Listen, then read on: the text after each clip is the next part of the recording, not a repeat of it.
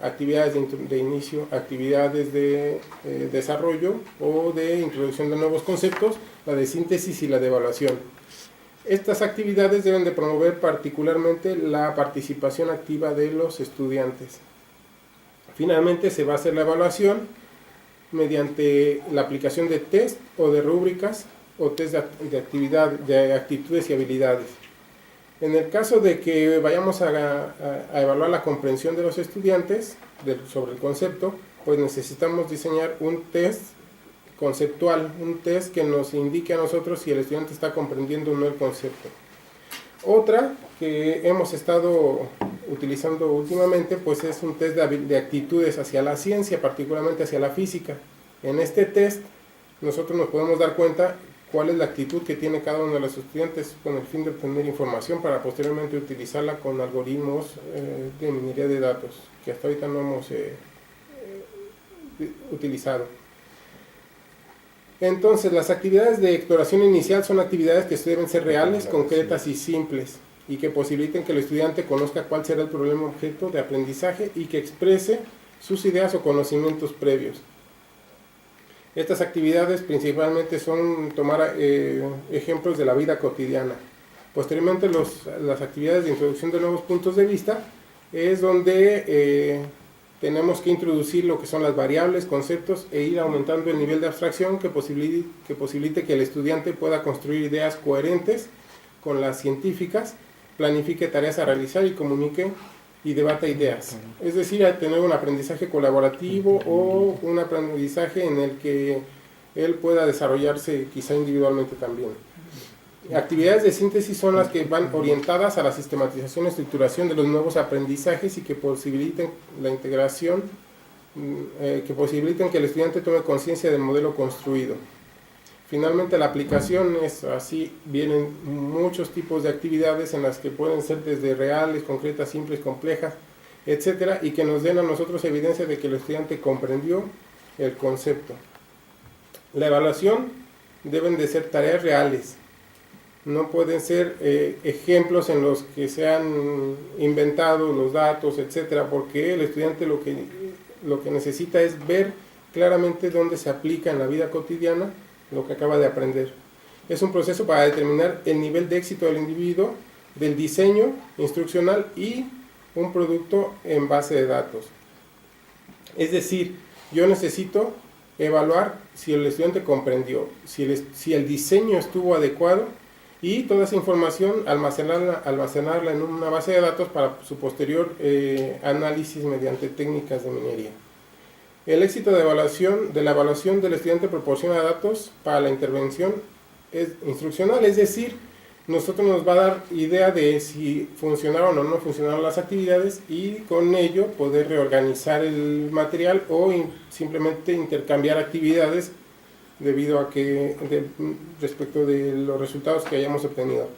Los datos que permiten verificar que el estudiante ha cumplido con los objetivos de la instrucción, es decir, evaluamos si el estudiante logró la comprensión del concepto que queríamos enseñar. Y finalmente todo el conjunto de datos nos van a dar recomendaciones para una posterior implementación de las actividades. El test de evaluación de actitudes hacia la ciencia se puede encontrar en una página de la Universidad de Colorado y se llama Colorado Learning Attitudes About Science Survey. Así lo pueden poner en Google y va a aparecer, está en inglés, pero creo que hay una versión en español y si no, pues habría que traducir y si no comprenden algunas cosas, bueno, nosotros podemos hacer la traducción, ya tenemos unas cuantas preguntas ahí ya traducidas. Los inventarios, es decir, los test que aplicamos de conocimientos para los estudiantes, generalmente son test validados que ya existen en la literatura educativa. Eso es lo ideal. Sin embargo, últimamente hemos visto que existen muchos temas que no vienen, no se han diseñado test validados, e incluso nosotros hemos propuesto algunas preguntas que en un momento les voy a dar una forma en la que tentativamente se puede evaluar, sin embargo, o validar, sin embargo, no es una validez como como la que están empezando a hacer unos compañeros de nosotros aquí en el posgrado, en el que ya se están tomando análisis estadísticos más confiables para esa validez de los test. Existe una página que posteriormente se las voy a hacer llegar o la voy a poner en alguna parte de la plataforma. Y con estos test, el test de conceptos, se aplica uno previo a la implementación de la secuencia didáctica y uno posterior a la secuencia didáctica con las mismas preguntas, con el fin de evaluar la ganancia conceptual del estudiante. Ya si se desea ver cómo evolucionó la comprensión del concepto posterior a la aplicación del post-test, se aplica un post-test para evaluar lo que se llama la retención. También existe una prueba llamada el factor de concentración, que lo que nos brinda a nosotros es información sobre, generalmente nosotros tomamos para la ganancia conceptual la opción de si el estudiante contestó correctamente o incorrectamente, pero si contestó incorrectamente, ¿cuál de esas incorrectas fue la que contestó? Eso no lo puede averiguar la ganancia conceptual. Entonces el factor de concentración lo que hace es dar información de cómo están distribuidas las respuestas dentro de todas las opciones múltiples, con el fin de analizar de las opciones erróneas cuál fue la preponderante y ver cuál es la idea errónea que prevalece en el grupo, ¿no? También este factor de concentración nos permite dar un indicativo de si el test es adecuado o está bien diseñado en caso de que nosotros lo hayamos diseñado, ¿sí? Debido a que si vemos que todos los estudiantes están contestando desde un inicio todas las preguntas muy bien, pues podemos dar una indicación de que esa pregunta está mal diseñada. Lo que nosotros nos deseamos es que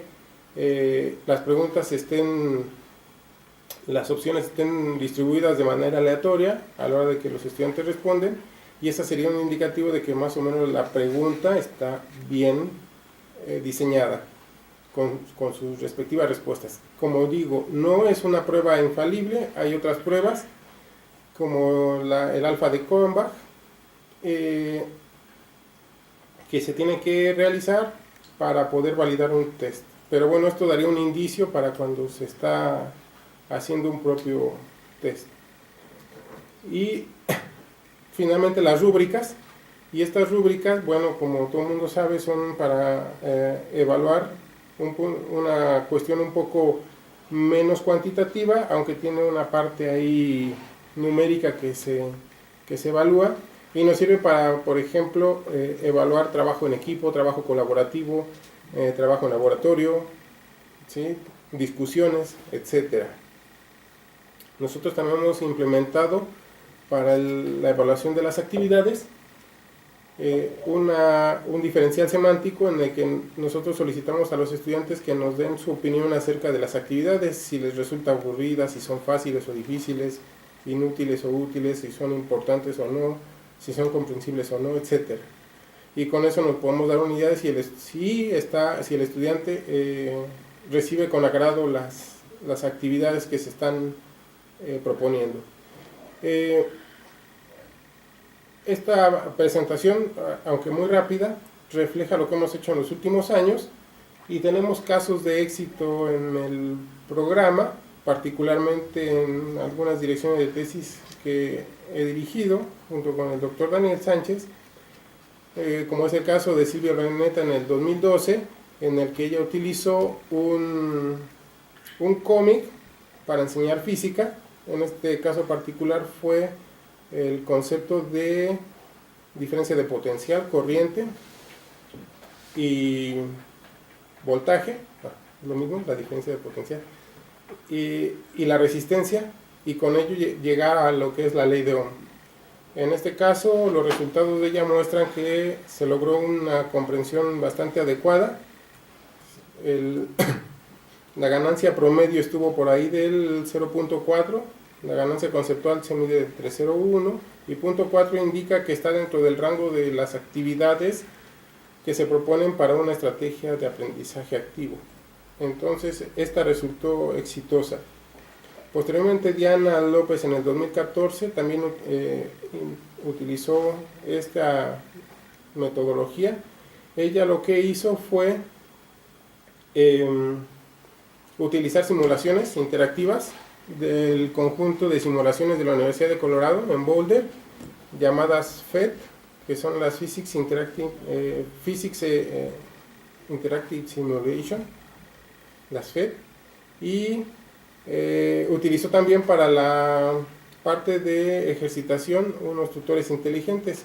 Ella también diseñó una secuencia didáctica con lo que acabo de mencionar y obtuvo ganancia conceptual promedio en un grupo experimental, es decir, en un grupo que llevó al laboratorio presencial con equipos para hacer prácticas sobre corriente eléctrica, y obtuvieron una ganancia conceptual de 0.43.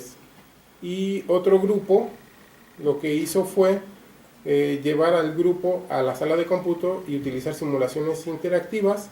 Ellos no trabajaron nada de equipo de laboratorio, solo las simulaciones, y la ganancia fue de 0.41.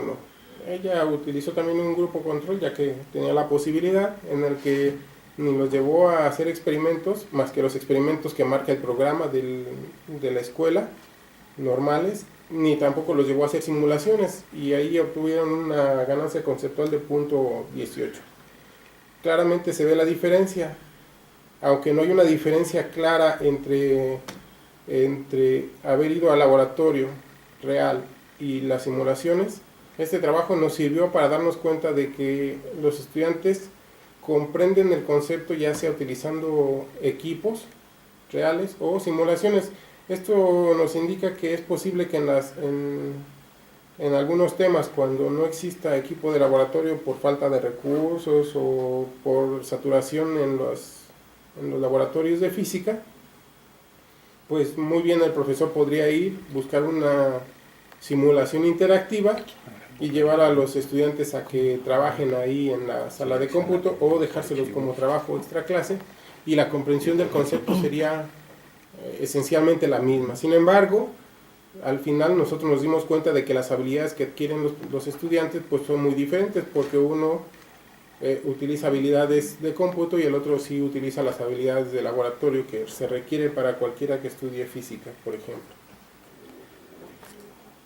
En este caso, la comprensión de los conceptos nos lleva a que los estudiantes lo comprendieron bastante bien, y dentro del factor de concentración vimos que una dispersión inicial cuando se aplicó el post-test muy baja en las respuestas del test, y finalmente después de la implementación de la estrategia subieron, y ya se vio claramente cómo hubo una ganancia bastante elevada. Finalmente, en este momento estamos trabajando en la implementación de Julieta Argüello del año 2017. Estamos analizando los resultados. Ella lo que hizo fue implementar en la plataforma Moodle todo el bloque 5 de Ciencias 2 de secundaria. Claro que se basó en un libro de texto aprobado por la SEP, el de Editorial Castillo, y con ese se llevó tal cual ese libro a la plataforma Moodle, y se complementó con actividades más encaminadas al uso de la tecnología. Ahí fue muy complicado, de hecho casi no hubo actividades en las que intervinieran trabajo colaborativo. Sin embargo, ya en la clase ella sí los ponía a trabajar con actividades ahí, o para resolver dudas, porque casi todo el trabajo fue en la plataforma Moodle. Y en este momento estamos analizando todas las evidencias, y parece que va por buen camino. Sin embargo, no puedo decir todavía mucho. Entonces, algo que quisiera que quedara como evidencia aquí de esta plática es la forma en la que uno hace las secuencias didácticas, son las que las planea, pero lo que más importa al final son las evidencias. Posteriormente, quizá en algún otro evento que tengamos cercano, como el taller de Puebla, por ejemplo, de finales de mayo, podría ahondar un poco más en lo que es la minería de datos educativa y poder explicarles un poco sobre lo que significa el tener mucha evidencia en información y poder utilizarla para que nos dé información sobre estudiantes o sobre predicción de si va a salir o no bien un estudiante, y si va a salir mal, tomar las medidas adecuadas a tiempo, o para saber si algún estudiante está fuera de...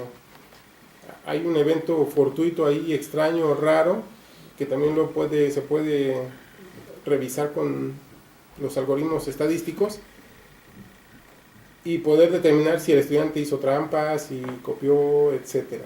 O sea, hay muchas formas en las que uno puede analizar esos datos y posteriormente lo vamos a platicar. Por el momento es todo y muchas gracias. Gracias, Ricardo.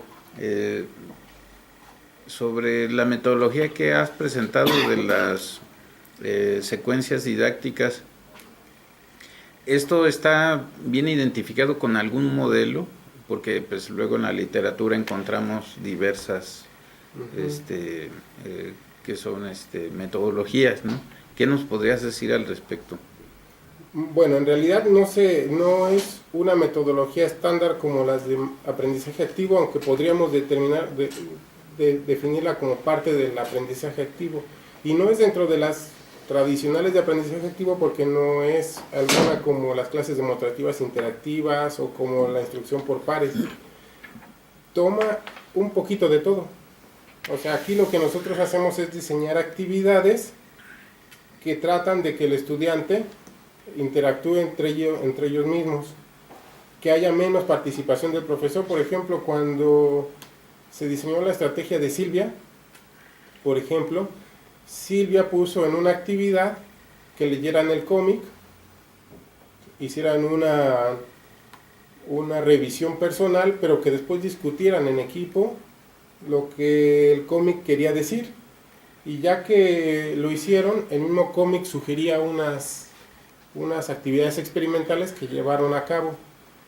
Por ejemplo, y al final, Silvia también diseñó una actividad de evaluación en la que propuso a los propios estudiantes en equipo continuar con el cómic. Si bien es cierto que el cómic tenía la continuación que era de Ley de Ohm, ella les propuso que continuaran, que hicieran una propia versión de cómo explicar la Ley de Ohm en los cómics. Y eso parece que les gustó, fue interactivo entre ellos mismos y comprendieron más. Es decir, sí podría quedar enclavada dentro del aprendizaje activo, sin embargo no es de las tradicionales, ¿no? Muy bien. Bueno, pues muchas gracias.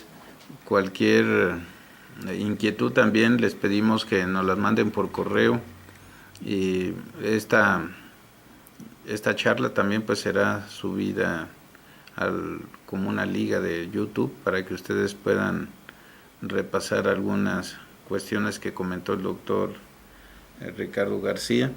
Y vamos a proceder ahora a un receso de unos 15 minutos para continuar con el siguiente bloque de pláticas que va a dar el doctor Rubén Sánchez, posteriormente el doctor Fermín Acosta, luego la doctora Silvia Maffei y finalmente el doctor Luis Rodríguez.